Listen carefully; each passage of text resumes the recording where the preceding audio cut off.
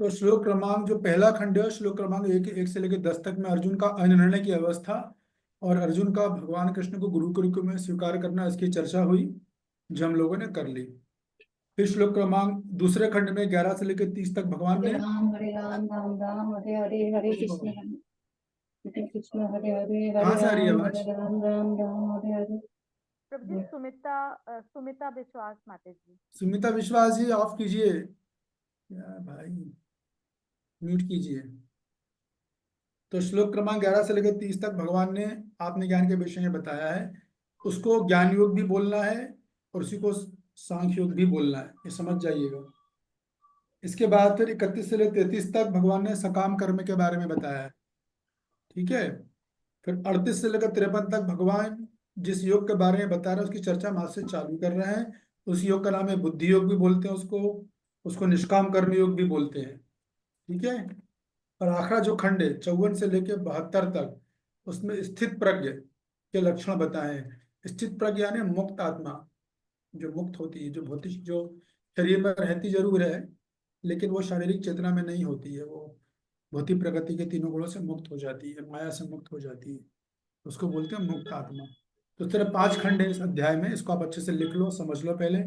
और हम जो चर्चा कर रहे हैं अभी, हम तीसरे खंड की चर्चा चालू कर रहे हैं, तीसरे चौथे खंड की। 3 खंड हमने चर्चा कर ली है।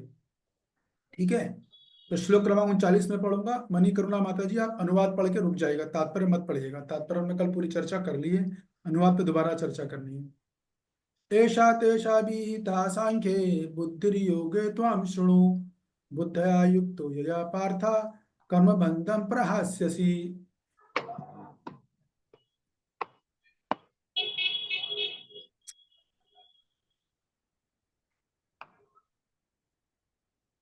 म्यूट करके पढ़िए,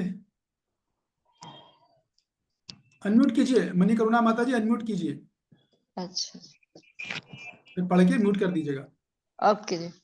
यहाँ मैंने वैश्लेषिक अध्ययन द्वारा इस ज्ञान का वर्णन किया है। अब निष्काम भाव से कर्म करना बता रहा हूँ, उसे सुनो। हे पृथा पुत्र, तुम यदि ऐसे ज्ञान से कर्म करोगे तो तुम कर्मों के बंधन से अपने आप को मुक्त कर सकते हो। अब देखिए वहाँ बहुत समझने वाली बात है कि भगवान ने यहाँ पर ये बोला, पहली लाइन देखिए, ये किसका शोर आ रहा है भाई? ये आ, ये ये कोई विद्यानाथ, विद्या नगर, विठल अच्छा विद्या विठल जी अपने आप को म्यूट पदराज कर दो। दास। ठीक है, मैंने कर दिया उनको म्यूट, म्यूट करना चाहिए।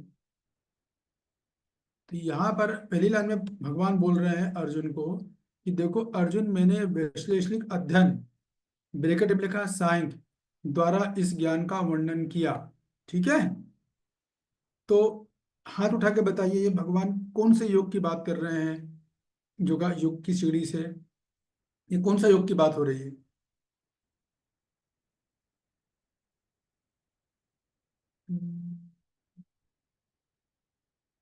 यस बताइए मन्या माता जी।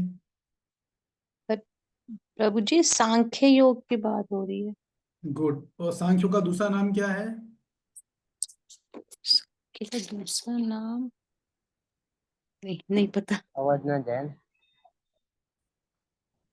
ऐसे ही सीखना है हम लोगों को, है ना? तो एक मिनट, और भी लोगों ने हाथ उठाए, मैं उनको भी देखता हूँ।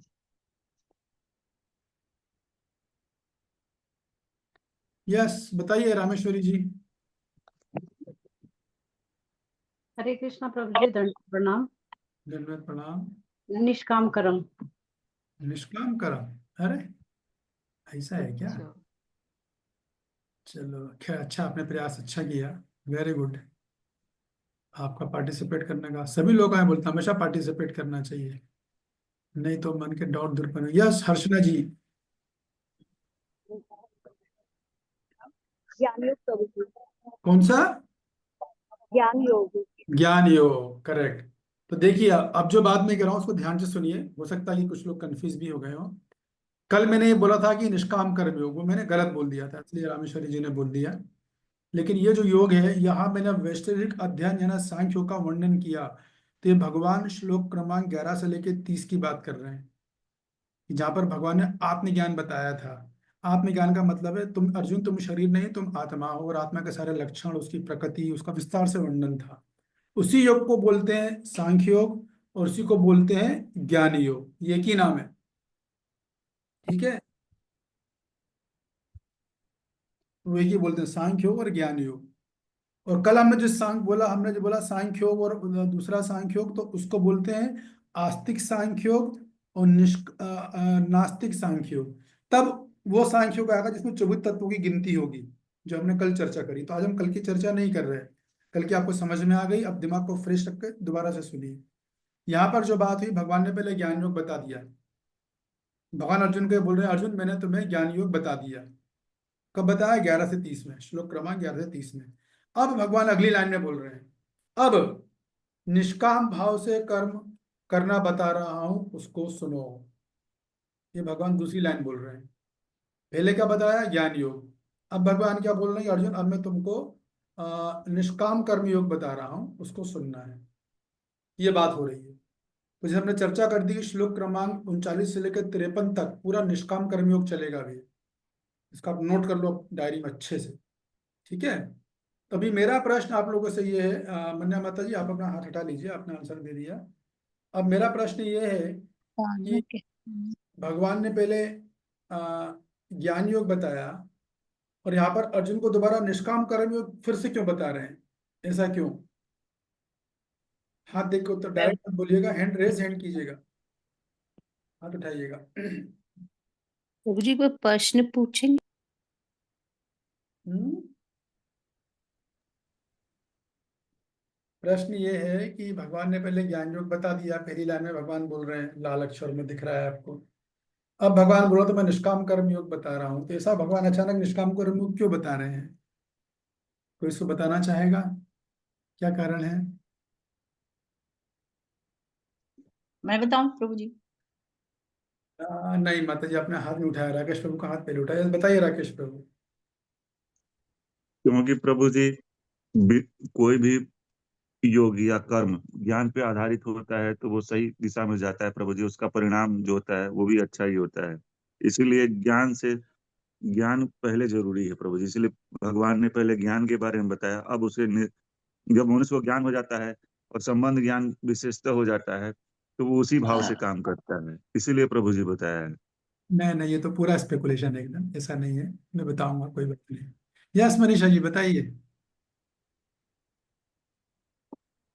मतलब जैसे आपने क्वेश्चन जो पूछा है कि पहले भगवान ने पूरा मतलब ज्ञान दे दिया, उसके बाद निष्काम कर्म योग क्यों बता रहे हैं? हम्म, तो निष्काम कर्म योग प्रभु जी इसलिए बता रहे हैं, जैसे क्या बोलते हैं, जब अर्जुन को उन्होंने बताया था कि जब मतलब सेकंड उसका वो देते आत्मज्ञान के बाद कि इससे क्या सुख या दुख की प्राप्ति नहीं होगी। उसके बाद जो थर्ड वाला था कि पाप कर्म का भय था अर्जुन को, है ना, पाप कर्म के भय की वजह से। तो निष्काम कर्मियों को इसलिए बता रहे कि जब भी अगर कुछ भी भगवान को अगर उसका फल वो दे देंगे तो उनको पाप का भय नहीं रहेगा, उनको पाप से मुक्ति हो जाएगी, चाहे वो किसी भी तरीके से, चाहे जय हो चाहे विजय हो।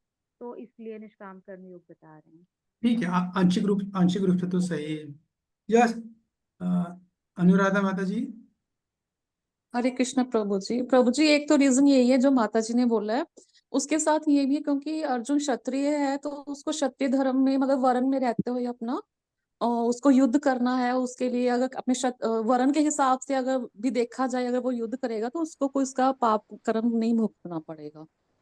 इसलिए हाँ, निष्काम कर्म बताया समझाया ठीक वहां है, पर। आंशिक रूप से सही है। यस कांता जी। हरे कृष्णा प्रभु जी। हम्म, प्रभु जी आप मैंने जो पहले आपकी क्लास ली है, मेरी 2 दिन की क्लास मिस हुई थी, मैं उसके आधार पे आपको बताना चाहूंगी कि ज्ञान योग जब दिया था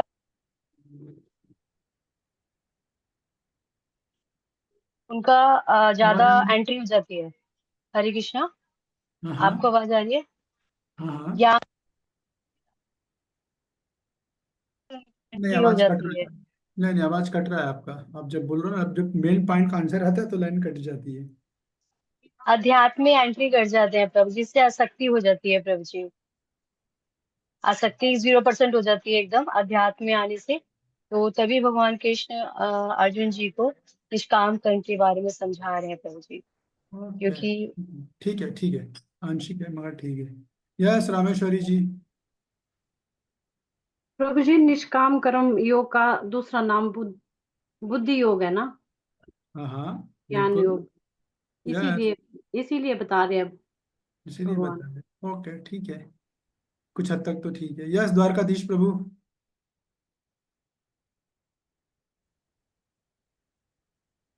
द्वारकाधीश प्रभु,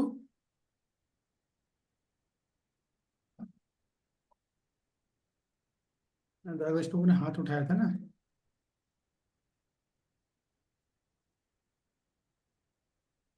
ठीक है, और किसी को कुछ बोलना है? कोई और पॉइंट है किसी के पास?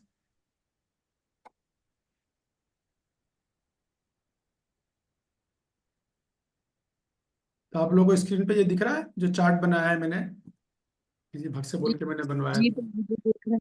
बस ठीक है, अब आप जो जो कहते जाओगे। या शिल्पा जी बताइए। हरे कृष्णा प्रभु जी, सादर प्रणाम। प्रभु जी, जो मुझे लग रहा है वो ये है कि उच्च स्तर की प्रेरणा देने के लिए पहले ज्ञान योग था, वो प्रेरणा था थोड़ा निम्न स्तर की, फिर उच्च स्तर की प्रेरणा देने के लिए भगवान ने निष्काम कर्म योग बताया। तो आप ऐसा कहना चाह रहे हो कि जो निष्काम कर्म योग है वो ज्ञान योग से उच्च स्तर की प्रेरणा है या श्रेष्ठ, उससे ऐसा बोल रहे हैं क्या? हाँ, यस प्रभु जी, ये कह सकते ओके, हैं। ठीक है। द्वारकाधीश प्रभु आपका हाथ ही उठ रहा, लेकिन आपकी आवाज नहीं आ रही है। शायद आप हरे पता नहीं कृष्ण गए प्रभु। नहीं हो। हरे कृष्ण। हाँ जी। तो उसको ज्ञान को प्रैक्टिकल वे में कैसे यूज करना है, तो इसीलिए बाद में निष्काम कर्म योग बताया कि उसको प्रैक्टिकल वे में आप अभी यूज करो। तो मतलब आप ऐसा कहना चाह रहे हो कि ज्ञान योग प्रैक्टिकल नहीं है, लेकिन निष्काम कर्म योग प्रैक्टिकल इसलिए बता रहे हैं, ऐसा बोल रहे हैं आप क्या? यस। ओके, ठीक है। तो आप लोगों के उत्तर आंशिक है, लेकिन समझावट अपूर्ण है। और ऐसी समझावट अगर प्रचार कर रहे हैं तो बहुत खतरनाक है। यस हर्षना जी। हरे कृष्ण प्रभु जी। प्रभु जी, आपने सांख्य योग में जैसे बताया था कि ट्रिपल टी वाला कॉन्सेप्ट प्रकृति प्रेरित परमात्मा की सभी परमात्मा की तरफ से होता है, ठीक है। आवाज नहीं आ और रहा यदि आपका, कोई आवाज नहीं व्यक्ति आ रहा। आवाज टूट रहा है, बहुत दबा हुआ आवाज है। जैसे प्रभु जी प्रभु जी रास्ते में ठीक है, रहने दीजिए, क्लियर आवाज नहीं, मैं बताता हूँ बाद में। तो ठीक है, मैं फिर से बोल रहा हूँ, जो लोग जिन लोगों के बाद में ज्ञान किया वो फिर से एक बार रिवीजन कर लें कि देखिए, श्लोक क्रमांक, इस अध्याय के श्लोक क्रमांक 2 से लेकर 30 तक भगवान ने अर्जुन को युद्ध करने की प्रेरणा दी थी, लेकिन वो किस आधार पर दी थी? आत्म अनात्मा विवेक, मतलब आत्मज्ञान के आधार पर दी थी। बलदेव विद्याभूषण बताते हैं अपनी टीका में ये, यानी आत्मा, यानी आत्मा, और अनात्मा किसको बोलते हैं? अनात्मा यानी शरीर। तो विवेक यानी जो आत्मा और शरीर के भेद को समझता है, उसके आधार पर भगवान ने 3:11 से 30 में बताया, जिसको हम बोलते हैं ज्ञान योग। ठीक है, तो श्लोक 1 से लेकर 11 तक भगवान ने ज्ञान योग बताया था। शुरुआत में ज्ञान योग से करिए भगवान ने। अर्जुन ने जैसी कारण बताया था, भगवान ने पहला श्लोक क्या बोला? देहिनोऽस्मिन् यथा देहे कौमारं यौवनं जरा। तुम शरीर नहीं, तुम आत्मा हो। फिर अनेक हमने चर्चा करी, कैसे भगवान ने अनेक तरह के वो बताए। तो भगवान ने, इसको नोट कर लो आप, 11 से लेकर 30 तक बोला था ज्ञान योग। ठीक है, फिर भगवान ने 31 से 38 तक क्या बोला था? सकाम कर्म योग बोला था, क्योंकि इसमें भगवान ने स्वधर्म की बात करी। ठीक है, अर्जुन तुम युद्ध नहीं करना चाह रहे हो, लेकिन तो अपना स्वधर्म तो निभाओ। तुम बोल रहे हो तुम्हें कुछ सुख नहीं मिलेगा, नहीं, अगर तुम अपना स्वधर्म निभाओगे तो तुम्हें तो सुख मिलेगा। अगर तुम जीतोगे तो धरती का सुख भोगोगे, और अगर तुम हार गए तो स्वर्ग जाओगे, तो स्वर्ग का सुख भोगोगे। तो तुम जो है युद्ध करो। तो कुल मिलाकर देखिए, इस बात को समझो कि भगवान हर योगा लीडर में या हर श्लोक में भगवान अर्जुन को बोलेंगे युद्ध करो, हर बार ये बोलेंगे, लेकिन प्रेरणाएं अलग अलग देंगे, मोटिवेशन अलग अलग देंगे। क्योंकि भगवान अर्जुन को मोटिवेशन नहीं दे रहे हैं, भगवान अर्जुन के माध्यम से सारी दुनिया के लोगों को, मुझे, आपको, सबको मोटिवेशन दे रहे हैं कि युद्ध करो, जैसे भी करो, अपना कर्तव्य कर्म करो। तो भगवान ने 11:30 तक में ज्ञान योग बताया, 31 से 38 तक सकाम कर्म बोलो या कर्मकांड बोलो या काम कर्मा बोलो, जो भी बोलो, ये योग बताया। अभी 39 से लेकर 53 तक भगवान पुनः निष्काम कर्मयोग की बातें करेंगे।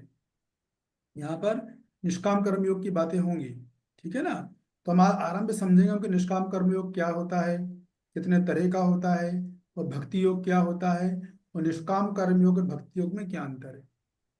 ये हमारे आज की चर्चा का मुख्य विषय होगा। तो वो है, मुझे लगता है कि आप लोगों के सारे जो कन्फ्यूजन है वो काफी हद तक दूर हो जाने चाहिए। ठीक है ना। तो प्रश्न ये है कि भगवान ने जब ज्ञान योग बता दिया, उसके बाद निष्काम कर्म योग क्यों बताया। तो देखिए, ऐसा है कि ज्ञान योग जो है वो निष्काम कर्म योग से श्रेष्ठ है, वो बेहतर है, वो उच्च स्तर का है। निष्काम कर्म योग उससे नीचे है। तो इन सबको समझाने के लिए मैं आपको पहले योगा लेडर बताऊंगा, तो आपको सब कुछ समझ में आ जाएगा। तो सबसे पहले नीचे देखिए, सबसे पहले होते हैं विकर्मी। आप लोगों को दिख रहा होगा। तो विकर्मी किसको बोलते हैं? जो वेदों का त्याग कर देते हैं, शास्त्रों का त्याग कर देंगे, और केवल अपने इंद्रिय भोग के लिए जीते हैं। तो अगर वो वेदों का त्याग करेंगे तो स्वाभाविक है पाप कर्म करेंगे। तो केवल इंद्रिय तृप्ति के लिए शास्त्रों का त्याग कर जो पाप कर्म करता है उसको बोलते हैं विकर्मी, जो कि योगा लेडर में नहीं आता। उसकी एंट्री नहीं है योगा लेडर में। एक्चुअली योगा लेडर में सकाम करने की भी एंट्री नहीं है। तो इसे बोलते हैं विकर्मी। फिर विकर्मी से बेहतर कौन होता है, श्रेष्ठतर कौन होता है? वो होता है सकाम कर्मी। वो क्या करता है? वो भी इंद्रिय भोग कर रहा है। जैसे विकर्मी इंद्रिय भोग कर रहे हैं, वैसे सकाम कर्म योग का योगी भी इंद्रिय भोग कर रहा है। लेकिन एक अंतर है। अंतर क्या है कि सकाम कर्मयोगी शास्त्र की इच्छा के अनुसार इंद्रिय भोग करता है, शास्त्र के आदेशों के बताए गए तरीके के अनुसार इंद्रिय भोग करता है। वो विकर्मी की तरह शास्त्रों का त्याग नहीं करता है। जैसे शास्त्रों में खूब सारे इंद्रिय भोग बताए गए, ऐसी कोई इच्छा नहीं है जो वेदों के माध्यम से पूरी नहीं हो सकती। ऐसी कोई इच्छा नहीं है। किसी को सुंदर लड़की चाहिए, वो अपना सकाम कर्म करके सुंदर लड़की ले लेगा। किसी को बहुत धन कमाना है, वो सकाम कर्म करके बहुत धन कमा लेगा। किसी को अच्छा शरीर चाहिए, एकदम सुंदर आकर्षक शरीर चाहिए, सकाम कर्म योग करके वो कमा लेगा।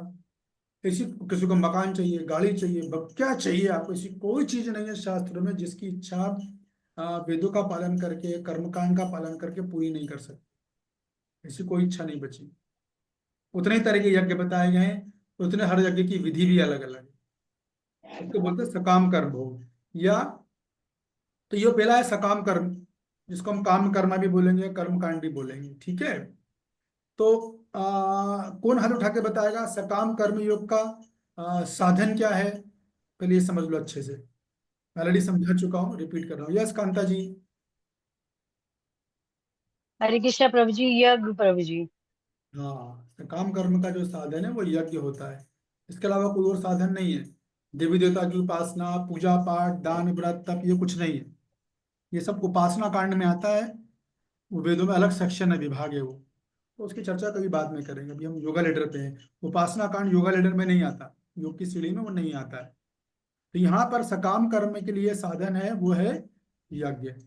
और उसका प्रयोजन क्या है? प्रयोजन बोलो, लक्ष्य बोलो, साध्य बोलो, उद्देश्य बोलो, कुछ भी बोल सकता हूँ। एक ही चीज के अनेक नाम है। तो मैं नाम चेंज करूंगा तो आप लोग कंफ्यूज मत होना, ताकि आप लोग को समझ में आए। यस रंगनारायणी माता जी।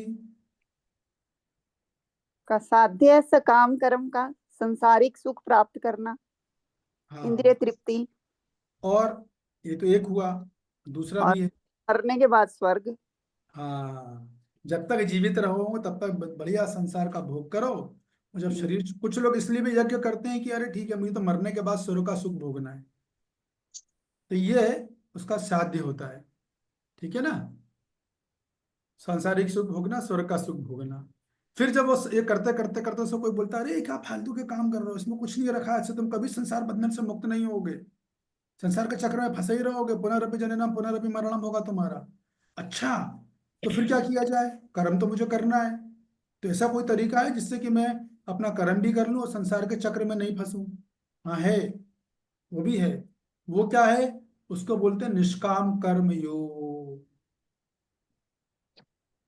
क्या बोलते हैं उसको? निष्काम कर्म योग। तो निष्काम कर्म योग का साधन कौन बताएगा? हाथ उठा के बताइए। निष्काम कर्म योग का साधन क्या है? मैं बताऊं प्रभु जी? पता नहीं यस चल कांता रहा। राधारानी माता जी। ये मैं बताऊं? वर्ण के अनुसार नियत कर्म। हाँ गुड। हेमलता माता जी, आप हाथ नहीं हैंड रेज नहीं कर पाते क्या? नहीं नहीं करती हूँ प्रभु जी, किधर हो गया। हाँ उसे कर लो आप, है ना, वो किया करो। अभी आप बता दो क्या क्या साध्य है अपना निष्काम कर्म योग का साध्य पूछ रहा हूँ। निष्काम कर्म का ये है कि कर्म करो और फल की इच्छा ना रखो। नहीं, अब आप बात को समझिए, अब आप ये भाषा को चेंज कीजिएगा, इसमें स्पष्ट नहीं है बिल्कुल भी एकदम। मैं फिर से बोल रहा हूँ, ध्यान से सुनिए, सामने स्क्रीन रखिए, उसको भी पढ़िए। निष्काम जी। कर्मयोग का साधन होता है वर्ण व्यवस्था के अनुसार अपने नियत कर्म करना, ये साधन। वर्ण व्यवस्था हाँ, के जैसे कोई वर्ण अनुसार व्यवस्था क्या है, ब्राह्मण क्षत्रिय वैश्य और शूद्र। तो जिसकी जो कर्म दिए गए हैं गीता में, वो मैंने बता दिया ऑलरेडी आपको, उसके अनुसार वो कर्म करेगा। क्यों करेगा, लक्ष्य क्या है, किस लिए कर्म कर रहा है, तो आत्मज्ञान की प्राप्ति करने के लिए। तो यदि आपसे कोई पूछता निष्काम कर्म का साधन क्या है, तो आपको ये सब नहीं बोलना जो भी आपने बोला, आप बोलोगे आत्मज्ञान, खत्म। आत्मज्ञान। हाँ ये बोलना, बाकी वो कुछ नहीं बोलना इसके अलावा, बाकी सब कंफ्यूजन हो जाएगा। अब जो कह रहा हूँ उसे ध्यान से सुनिए, कि देखिए आपको साधन और साध्य मैंने बता दिए, अभी मैं ये आप लोग समझ भी गए हो। अब मैं आपको दूसरी चीज बता रहा हूँ। देखिए हर योग को करने की एक योग्यता होती है, क्वालिफिकेशन होती है। हम भौतिक जगत में भी देखते हैं, हमें कोई भी काम करना होता है, हमें स्कूल में एडमिशन लेना है बच्चे का, तो बच्चे की कुछ क्वालिफिकेशन चाहिए। डॉक्टर बनना है, कुछ क्वालिफिकेशन चाहिए। इंजीनियर बनना है, क्वालिफिकेशन चाहिए। भक्त बनना है तो क्वालिफिकेशन चाहिए। सकाम कर्मी बनना है तो क्वालिफिकेशन चाहिए। निष्काम कर्म योगी बनना है, ज्ञान योगी, आष्टांग योगी, कोई सा भी योगी बनना है, तो हर योग को करने की पहले एक योग्यता होती है। उस वो योग्यता जब आदमी में होती है, तब वो उस योग में प्रवेश करता है, और फिर उसको गुरु साधन दे देते हैं। इस साधन के माध्यम से तुम अपना साध्य या लक्ष्य कर पाओगे। ठीक है, तो सकाम कर्म का जो योग करने की योग्यता, प्रवेश करने की योग्यता क्या है, कि साधक के अंदर सांसारिक भोगों को भोगने की प्रबल इच्छा होनी चाहिए। जिस व्यक्ति के अंदर सांसारिक सुखों को भोगने की बहुत प्रबल इच्छा होती है, लेकिन वो करना चाहता है शास्त्रों के अनुसार, तो उसको बोलते हैं आप सकाम कर्म योग करो। तब आप संसार का सुख भी भोग लोगे, और बहुत ज्यादा यज्ञ करोगे तो आप जो है शरीर देह छोड़ने के बाद संसार का सुख भोगोगे। तो ये हो गई योग्यता, सांसारिक भोगों को भोगने की प्रबल इच्छा, तीव्र इच्छा। अब आता है निष्काम कर्म योग। तो निष्काम कर्म योग कौन कर सकता है, उसकी भी क्वालिफिकेशन है, उसकी भी योग्यता है। निष्काम कर्म योग वो व्यक्ति करेगा जिस व्यक्ति का चित्त अशुद्ध है।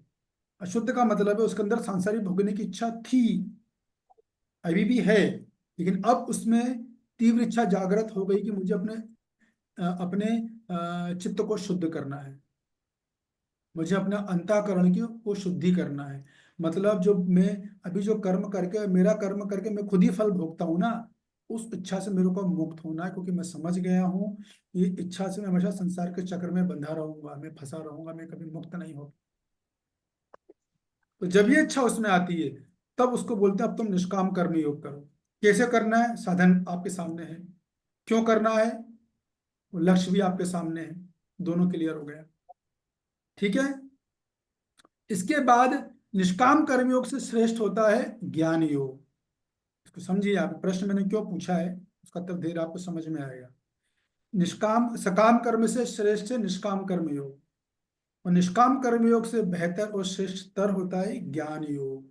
क्यों होता है, क्योंकि यदि मान लीजिए कोई साधक जिसके अंदर ज्ञान योग करना चाहता है वो, लेकिन उसके अंदर अभी भी मन में, हालांकि वो फल तो भगवान को अर्पित कर रहा है, हालांकि वो फल भगवान को अर्पित कर रहा है, लेकिन अभी भी उसका चित्त पूरा शुद्ध नहीं, अभी भी उसके अंदर संसार को भोग करने की इच्छा है, मन में है, कर नहीं रहा है लेकिन मन में है।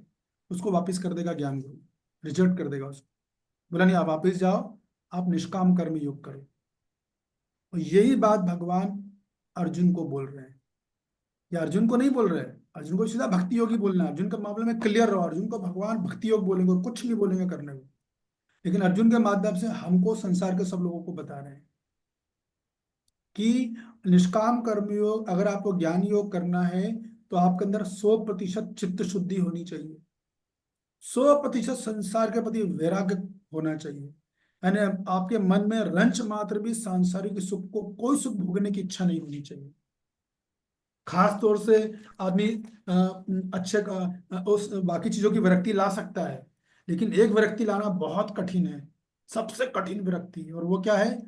मान सम्मान का भाव, पूजा, लाभ, पद, प्रतिष्ठा, इससे छूटना बहुत कठिन है, अत्यंत कठिन है। बाकी सब विरक्ति आ जाएगी, लेकिन मान सम्मान की आशा, मैं जहाँ जाऊँ लोग मेरा पूजा करें, मेरा अपमान, पूजा अल्लाह, इन सब में अंतर है, मैं कहीं बाद में बताऊंगा। पूजा अलग है, लाभ अलग है, सम्मान अलग है, आदर अलग है, सम्मान अलग है, सब में अंतर अंतर है। अभी फिलहाल इतना समझिए कि जिस व्यक्ति के अंदर पूजा, लाभ, पद, प्रतिष्ठा या सांसारिक भोग की इच्छा है, 1% भी है या 0.05% भी है, तो ज्ञान गुरु बोल देगा नहीं, आप जाओ, आप निष्काम कर्मयोग करो, अभी आप ज्ञान योग के लायक नहीं हो। तो ज्ञान योग की योग्यता क्या है? ज्ञान योग की योग्यता ये है कि व्यक्ति को 100% चित्त शुद्धि होनी चाहिए, मन में भी उसके अंदर किसी तरह का सांसारिक भोग की इच्छा नहीं होनी चाहिए, पूरी तरह विरक्ति 100%। सांसारिक भोग दो तरह के होते हैं, एक होते हैं स्थूल, एक होते हैं सूक्ष्म, तो दोनों से मुक्त होना चाहिए। तब ज्ञान गुरु बोलता हाँ अभी तुम योग हो चुके हो, तब वो साधन देगा। साधन क्या? आपके सामने दिख रहा है, वेद विमर्शन। अब आप बैठो, 18-20 घंटे वेदों का विमर्शन करो, चर्चा करो। तो यदि मान लो उसमें थोड़ी सी भी चित्त शुद्धि नहीं हुई है, उसके मन में पूजा, लाभ, प्रतिष्ठा की भावना है, तो वो क्या वेद विमर्शन करेगा? वो पढ़ ही नहीं पाएगा, सिंपल सी बात है, कर ही नहीं सकता वो। तो वो तो लम्हा तो एक ही काम चलता है बस, वेद विमर्शन। संस्कृत खोली जाएगी, वेद, संस्कृतों के बड़े ज्ञाता होते हैं ये लोग, तो संस्कृत के श्लोक खोलते हैं, वेदों को खोलेंगे, वेदांत सूत्र खोलेंगे। लेकिन प्रॉब्लम क्या होती है कि जो व्याख्या करते हैं वो खुद के मन से करते हैं, प्रॉब्लम ये होती है इनके साथ। अरे इसका अर्थ ये होगा, फिर दूसरा बोलेगा नहीं इसका अर्थ ये हो जाएगा, तीसरा बोलेगा इसका अर्थ ये हो जाएगा। ये प्रॉब्लम है इनके साथ। उनका लक्ष्य क्या होता है? ब्रह्मानंद की प्राप्ति, ये जो है इनका लक्ष्य होता है, ये बात है। इसके बाद फिर आता है अष्टांग योग। तो अष्टांग योग में भी वही योग्यता चाहिए जो कि ज्ञान योग के कैंडिडेट को चाहिए।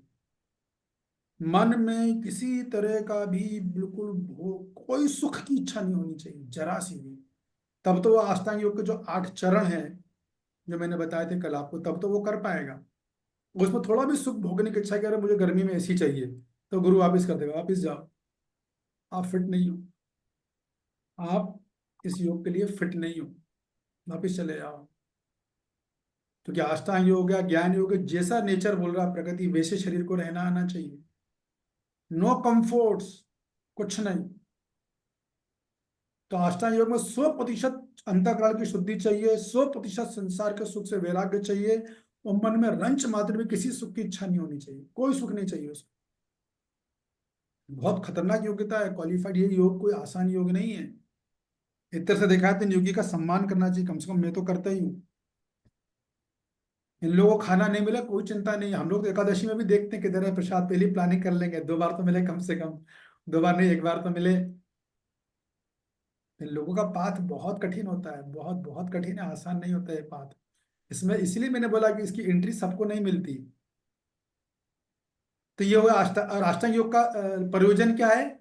2 प्रयोजन। अष्ट सिद्धि करना, जब वो जीवित रहेगा तो उसका लक्ष्य ये होगा कि जीवित रहूं तो 8 सिद्धियां प्राप्त कर लूं। 8 सिद्धियां कौन कौन सी हैं, किसी को पता है?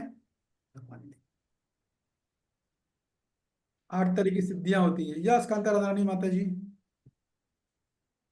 यम, नियम, आसन, प्राणायाम, नहीं नहीं प्रत्याहार। नहीं नहीं नहीं नहीं नहीं नहीं नहीं नहीं, वो तो आपने अष्टांग योग के चरण बता दिए।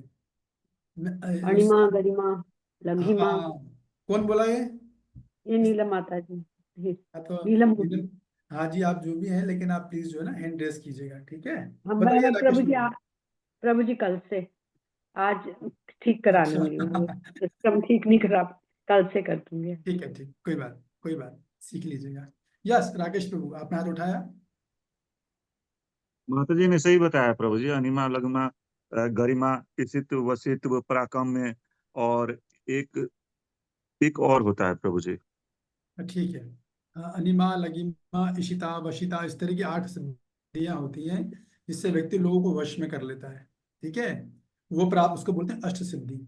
और फिर मरने के बाद कहाँ जाएगा? परमात्मा प्राप्ति करेगा, ठीक है? तो परमात्मा प्राप्ति में 4 तरह की सिद्धियां होती हैं।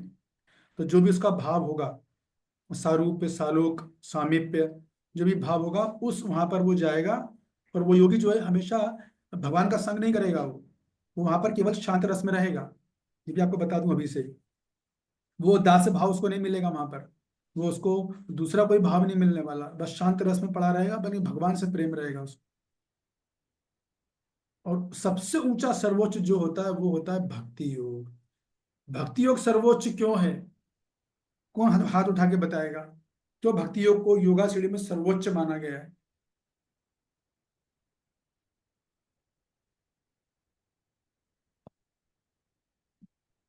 बताइए मन्या माता जी। बिकॉज प्रभु जी सीधा हम फिर ठाकुर जी को पा सकेंगे भक्ति योग करके। हाँ, भक्ति योग में हम परम सत्य के 3 तरह के साक्षात्कार होते हैं। पहला होता है ब्रह्मानंद, जो ज्ञान योगियों को मिलेगा। दूसरा होता है परमात्मा प्राप्ति, जो अष्टांग योगी को मिलेगा। और जो भक्ति योग में सर्वोच्च चीज मिलती है आपको, सीधी डायरेक्ट राधा कृष्ण का संग मिलेगा। कृष्ण प्रेम प्राप्ति होगी जीते जी। और जब देह प्राप्त करेंगे तो जिसका जो भाव होगा वो चारों भाव उसको मिल जाएंगे। जिसको दास भाव में जाना है वो दास भाव, जिसको माधुर्य चाहिए उसको माधुर्य, जिसको वात्सल्य चाहिए उसको वात्सल्य, जिसको सखा चाहिए, सब सुविधा मिलेगी वहां पे आपको। रसी रस मिलेगा, अद्भुत आनंद है वहां पे। तो पहला कारण ये है कि उसमें सर्वोच्च लक्ष्य, उसका लक्ष्य सर्वोच्च है। कृष्ण प्रेम की प्राप्ति ही हो गई, सबसे बड़ा लक्ष्य हो गया, तो इसलिए इसे सर्वोच्च माना गया है। दूसरा कारण ये है उसको मानने का, इसकी विधि इन सारे योगों से बड़ी सरल और बहुत आसान है, सबसे आसान है। भक्ति योग में कभी ऐसा बोला गया है, जैसे मान लो कि यहाँ पर अष्टांग योगी के पास जाओगे, ज्ञान गुरु के पास जाओगे, वो बोलोगे मुझे ज्ञान योग करना है, तो सबसे पहले टेस्ट करेगा वो आपके मन में कोई सांसारिक सुख की इच्छा तो नहीं है वापिस जाओ निष्काम कर्म योग करो। भक्ति योग में ऐसा है क्या? भक्ति योग क्या बोलता है? अकामा सर्व कामो वा मोक्ष कामो वा। अकामा कोई इच्छा नहीं है तो भी भक्ति योग में आ जाओ। सर्व कामा संसार का सारा सुख भोगने की इच्छा है तो भी आ जाओ। मोक्ष कामा मोक्ष प्राप्ति की इच्छा है तो भी आ जाओ। तो भक्ति योग में सबसे बड़ी योग्यता यह है कि ये क्राइटेरिया नहीं है। भक्ति योग में बस एक क्राइटेरिया है, और वो क्या है? शास्त्र पे, जो शास्त्रों के निष्कर्ष हैं उस पर श्रद्धा होनी चाहिए। एक लाइन में बोलेंगे, जीव गोस्वामी बताते हैं, शास्त्रीय श्रद्धा, ये क्राइटेरिया है। देखिए श्रद्धा भी 2 तरह की होती है, मैं डिटेल में नहीं बताऊंगा तो इस समय तो टॉपिक से हट जाएंगे।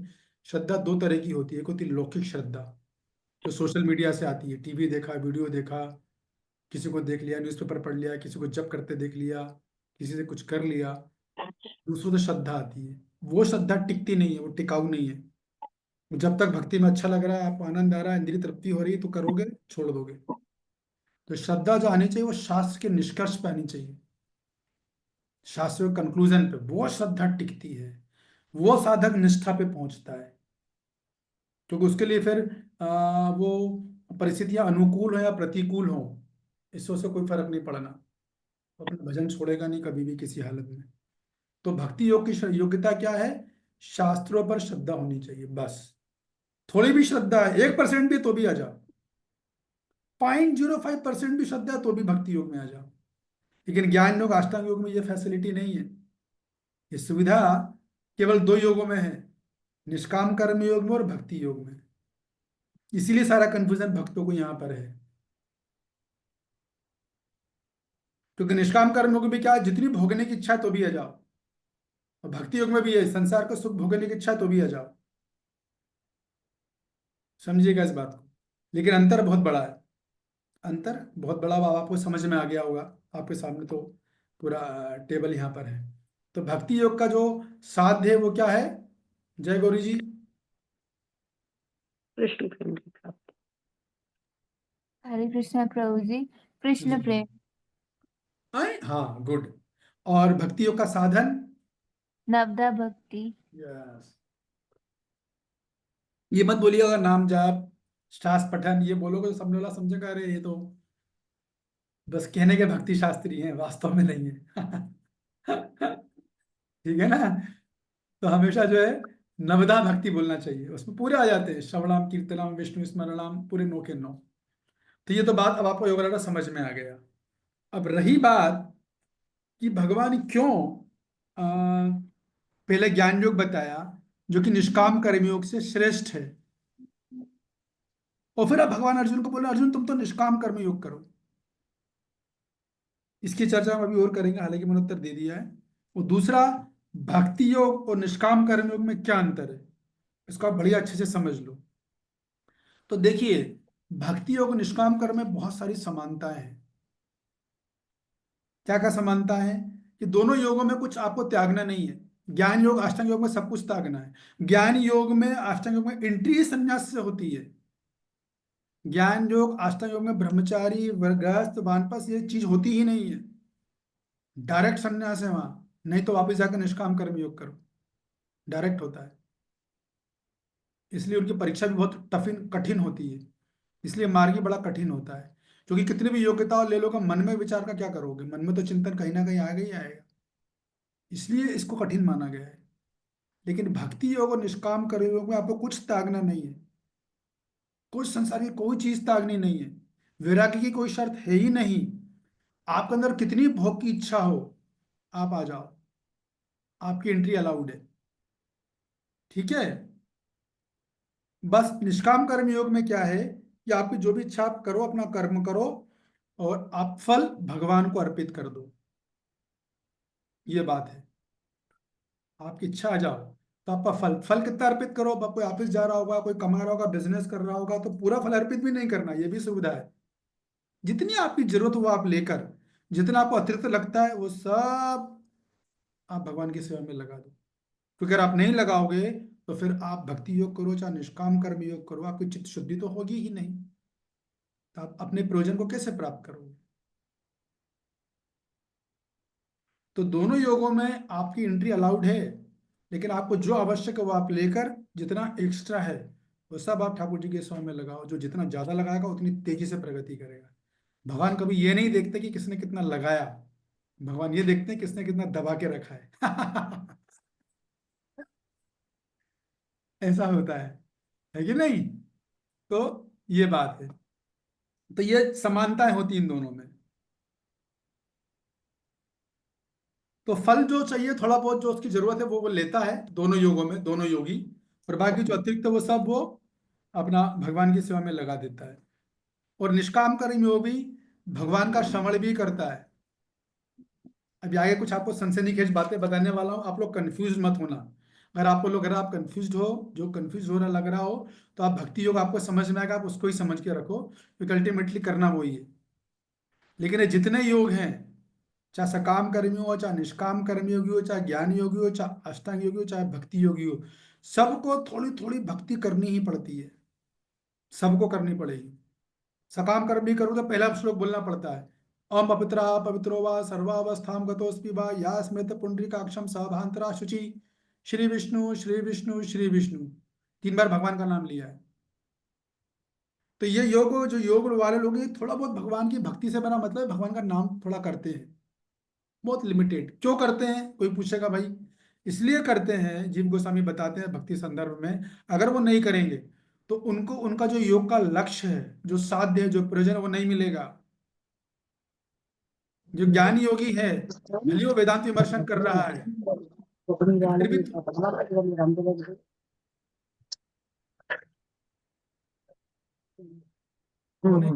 नीलम माता जी का म्यूट। नहीं प्रभु जी, मेरा नहीं। आप ही का था, ठीक है, कोई बात नहीं। तो अगर भक्ति नहीं करेगा ज्ञान योगी, हालांकि वो वेद विमर्शन कर रहा है, हालांकि उसे ब्रह्म ज्योति में जाना है, तो भी थोड़ा सा उसको परमात्मा का ध्यान करना पड़ेगा, ये वो जानते हैं। नहीं तो आपकी पूरी मेहनत सब व्यर्थ हो जाएगी। वही अष्टांग योगी का है, थोड़ा भगवान का नाम जप थोड़ा सा करना पड़ेगा, नाम बोलना पड़ेगा। इसीलिए वृंदावन में ज्ञान योगों का ढेर लगा हुआ है जो मालाएं कर रहे हैं, और वो कई बार पूरे वो भक्ति की तरह लगते हैं। जैसे आप फिलॉसफी बोल रहे हो ना, वैसे हमसे अच्छे फिलॉसफी बोलते हैं वो लोग। फर्क क्या है, लक्ष्य का, उनकी भावना अलग है। तो ये एक बहुत बड़ा डिफरेंस है। ये भक्ति सबको थोड़ी थोड़ी करनी है। सकाम कर्मियों को भी हल्का सा प्रभु का नाम लेना पड़ेगा, नहीं तो उसको सांसारिक सुख नहीं मिलेगा, स्वर्ग का सुख नहीं मिलेगा। इंडिया में तो बड़ी अच्छी बात है, इंडिया में आदमी कोई भी काम करता है बोलता है भगवान की कृपा से हो रहा है, मानता है वो। तो जब मानता है इसलिए उसको उसका सुख मिल रहा है, नहीं तो नहीं मिलेगा। तो सभी योग को थोड़ी थोड़ी सी, बिल्कुल लिटिल लिटिल। हाँ, भक्ति योग में तो पूरी भक्ति होती है, इन सबको थोड़ी थोड़ी करनी पड़ती है, नहीं तो उनका लक्ष्य नहीं मिलेगा। तो निष्काम कर्म योग और भक्ति योग में जहाँ भक्तों को कंफ्यूजन है, वो सारी समानता इतनी सारी है इसलिए कंफ्यूजन है, लेकिन इनमें बहुत बड़ा अंतर भी है। अभी वो अंतर को समझ लीजिएगा, क्या अंतर है। देखिए, निष्काम कर्म योग में जो है वो फोकस क्या होता है, भक्ति नहीं होता। वहां फोकस होता है फल अर्पित करना है मेरे को। वहां पर मुझे कर्म अर्पित नहीं करना है, कर्म का फल अर्पित करना है। कर्म तो जो वेदों के अनुसार है वो मैं कर रहा हूं, लेकिन भक्ति योग में क्या होता है, फल तो छोड़ो, हम लोग कर्म को ही अर्पित कर देते हैं। हमारा, हम कर फल की आशा रखते नहीं है, फल भी भगवान को अर्पित हो गया और कर्म भी हमने अर्पित कर दिया है। कर्म अर्पित करने का क्या मतलब है, कोई बताना चाहेगा? किसकी समझ में आया कर्म अर्पित? या सरंग नारायणी माता जी, इसी में डालना है।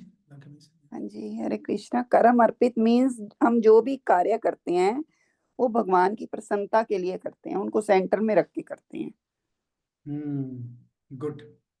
और तो ये जो निष्काम कर्म होगी वो ये नहीं करता, उसका सेंटर तो उससे वेदों के अनुसार जो उसकी ड्यूटी से जो कर्तव्य वो उसका सेंटर है, ठीक है ना। तो ये तो बात हो गई।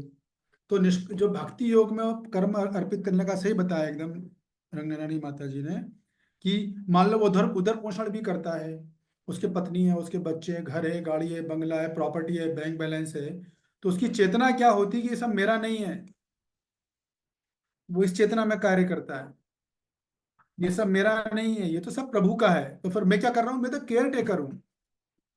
मैं एक, जैसे गेस्ट हाउस में जाओगे तो गेस्ट हाउस में एक केयर टेकर होता है, तो उसको अच्छे से पता होता है कि मेरे गेस्ट हाउस मेरा थोड़ी है कोई, मैं तो बस यहाँ की व्यवस्था के लिए कुछ समय के लिए यहाँ पर अपॉइंटेड हूँ, ताकि सारी व्यवस्था सुचारू रूप से चल सके, इतना रोल है मेरा। वैसे ही जो भक्ति योग का साधक होता है उसे पता होता मेरा कुछ है ही नहीं, तेरा तुझको अर्पण क्या लागे मेरा। गंगा जी से पानी लिया, गंगा जी को लोग कुंभ में कैसे अर्पण कर रहे हैं, कोई का पानी अपनी जेब से लेके जा रहे हैं क्या? गंगा जी का पानी लेते हैं, गंगा जी को दे देते हैं। वैसे जो भक्ति योग का साधक जो भगवान देता है सब भगवान को अर्पित कर देगा। पैसा दिया, प्यार दिया, प्रेम दिया, संपत्ति दी, जो को दिया सब भगवान को अर्पित वापस। ये बहुत, इसलिए भक्ति योग में चेतना का बहुत बड़ा खेल है। एक्चुअली सारे योगों में, लोग इतने योग है, सब में चेतना का बहुत बड़ा रोल है।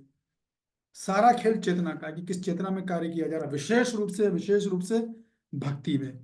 तो एक अंतर तो ये हो गया जो मैंने बताया कि निष्काम कर्म योगी केवल फल अर्पित करता है, कर्म नहीं करता। भक्ति योग का साधक कर्म और फल दोनों अर्पित कर देता है। दूसरा अंतर साधन और साध्य का अंतर है। कौन दोनों में अंतर बताएगा, हाथ उठाइए।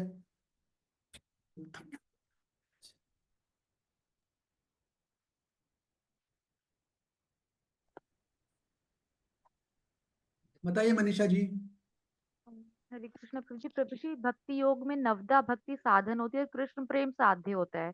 और निष्काम कर्म योग में वर्ण अनुसार वैदिक जो वैदिक उसके मतलब कर्म। क्या बोल, हाँ, वैदिक कर्म का मतलब उसका तरह से अपने कर्म कंप्लीट करने होते हैं। और इसका निष्काम कर्म का साध्य होता है आत्मज्ञान हाँ, या मोक्ष वेरी गुड। प्राप्ति। यस, ये इसको समझ लो आप अच्छे से। दो दो अंतर मैंने बता दिए आपको। अब आपको कंफ्यूजन नहीं होना चाहिए कि निष्काम कर्म योग जो है और भक्ति योग समान है, वो बिल्कुल भी समान नहीं है। दोनों का रास्ता अलग अलग है, दोनों की मंजिल अलग अलग है। भक्ति योग का साधक कृष्ण प्रेम की प्राप्ति करेगा, दास रस, जो रस उसमें चाहिए उसको, जो रस उसने, जिस रस का उसने अनुशीलन किया उसकी प्राप्ति होगी। निष्काम कर्म योग को थोड़े, उसे तो आत्मज्ञान मिलेगा बस, उसे साक्षात्कार होगा, क्योंकि फल भगवान को दे रहा है तो साक्षात्कार होगा कि जो है मैं शरीर नहीं, मैं आत्मा हूं, दैट्स ऑल, इतना ही होगा वो। फिर वो ज्ञान योग में जाएगा, जब वो निष्काम कर्म योग में आत्मज्ञान प्राप्त कर लेगा, फिर वो ज्ञान गुरु के पास जाएगा, ज्ञान गुरु की परीक्षा लेगा, देखिएगा हाँ इसमें कुछ कोई सुख भोगने की इच्छा नहीं है, तब वो अपना शिष्य बनाएगा और फिर उसे वेद विमर्शन देगा, सिखाएगा, और फिर वो ब्रह्मानंद की प्राप्ति करेगा। ठीक है।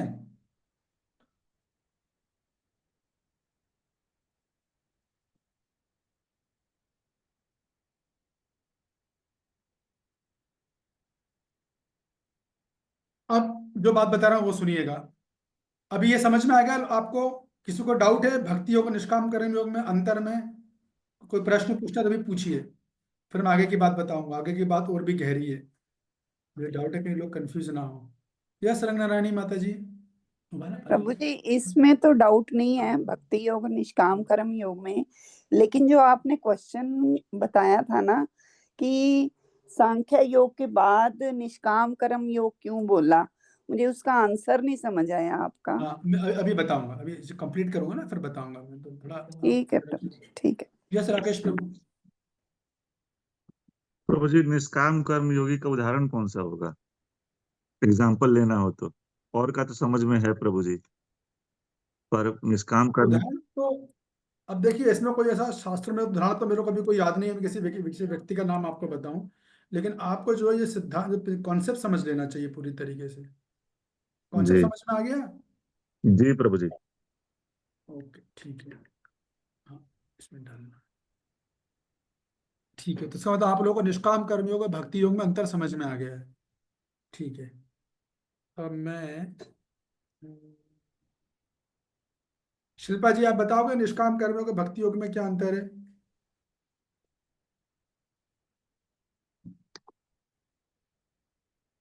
हरे कृष्ण प्रभु जी, सदा प्रणाम।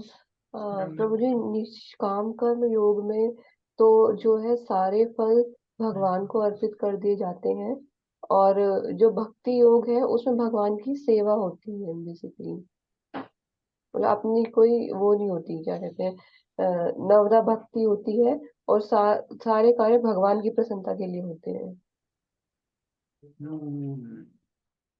उत्तर तो ठीक है, पर स्पष्ट नहीं है। जो मैंने बोला वो भी इतना स्पष्ट नहीं आया है। अनिता जी आप बताओगे भक्ति योग और निष्काम कर्म योग में क्या अंतर है? जी मुझे प्रभु पूछ जी, रहे हैं हरे प्रभु कृष्ण। जी? अनिता जी से पूछ रहा हूँ। हरे कृष्ण प्रभु जी, दंड प्रणाम। प्रभु जी निष्काम कर्म और योग और भक्ति योग में जो है काफी लक्षण जो है सिमिलर बताए हैं आपने। जैसे निष्काम कर्म योग में हम लोग जो कर्म करते हैं उसमें जो भी फल प्राप्त होता है उसको हम ग्रहण नहीं करते हैं, भगवान को अर्पित करते हैं। और कि भक्ति योग के अंदर हम कर्म और फल दोनों ही भगवान को अर्पित कर देते हैं। ये एक अंतर हो गया, वेरी गुड। और और दूसरा अंतर? काम कर्म में लक्ष्य जो है वो भक्ति नहीं होता, बल्कि सिर्फ फल फल अर्पित करना रहता है। इसको इस तरीके से भी कह सकते हैं। और हम भक्ति योग में जो भी हमारे पास सुख सुविधाएं होती हैं, जो भी हमारे को फल प्राप्त होता है नहीं नहीं उसको नहीं हम नहीं, आप ऐसे ऐसे में कंफ्यूजन हो जाएगा। आपने पहले जो पॉइंट बोला वो बिल्कुल सही है, उसको बोलिए फिर से रिपीट कीजिए एक बार, ताकि कंफ्यूजन ना हो, स्पष्ट रहे मुद्दा, टू द पॉइंट एकदम। निष्काम कर्म योग के अंदर जो है कर्म का जो फल होता है वो भगवान को अर्पित किया जाता है। और भक्ति योग में भगवान को कर्म और फल दोनों ही अर्पित कर दिए जाते हैं। खत्म, दैट्स ऑल। इसी पे स्टिक रहो आप, ठीक है। जी दूसरा अंतर पूछ रहा हूं मैं, राकेश प्रभु आप बताओगे दूसरा अंतर? प्रभु जी साधन और साध्य का अंतर होता है। निष्काम कर्म योग में साधन वर्ण व्यवस्था के अनुसार नियत कर्म करना होता है, और साधन होता है आत्मज्ञान। और भक्ति योग में साधन नवदा भक्ति होती है, और साध्य होता है कृष्ण प्रेम। हाँ बिल्कुल सही। तो शिल्पा जी और सभी लोग इन दोनों चीजों को आप रट लो, इसके अलावा और कुछ बोलना ही नहीं है यहाँ। जहां आपने यहाँ बोला, आप भी कंफ्यूज और सुनने वाला भी कंफ्यूज। और भी अंतर है, ऐसा नहीं कि अभी मैंने दो ही बताए, क्योंकि मुझे खुद डर है कि क्योंकि कई लोग इसमें इस सब चीजों के लिए, अनेक भक्तों के लिए विषय नया है ना, इसलिए। लेकिन ये दो प्रमुख अंतर मैंने बताया, बाकी और भी सूक्ष्म है। निष्काम कर्मयोग भी तीन तरह के होते हैं, भक्ति 9 तरह की होती है। और भी है, तो उसमें भी घुस नहीं रहा मैं। अभी फिलहाल आप मोटी मोटी सारी बातें समझिए। तो अभी क्लियर हो गया? द्वारकाधीश प्रभु, निष्काम कर्म और भक्ति योग में क्या अंतर है?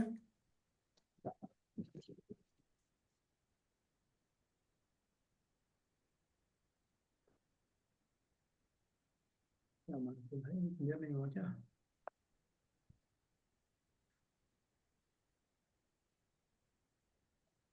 कृपालु चैतन्य प्रभु, निष्काम कर्म योग भक्ति योग में क्या अंतर है?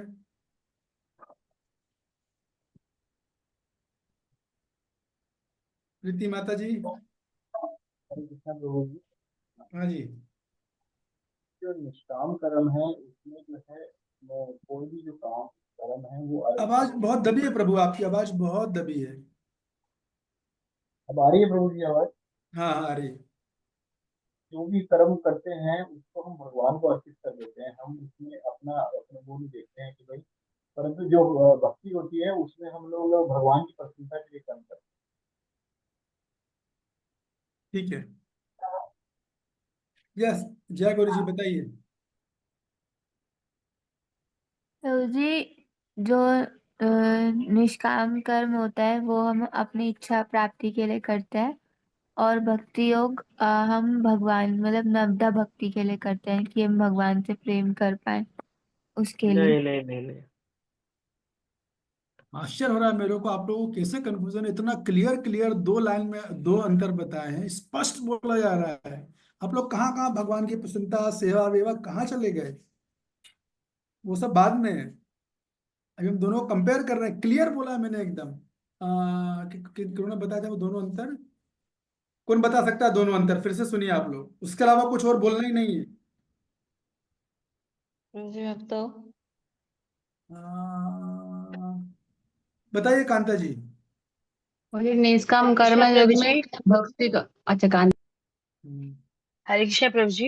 हाँ जी। भक्ति योग में प्रभु जी आपने बताया थे जो शास्त्रों के प्रति उनकी श्रद्धा होती है प्रभु जी, और उनका जो साधन होता है नवदा भक्ति होती है, और साधे कृष्ण प्रेम प्राप्त करना।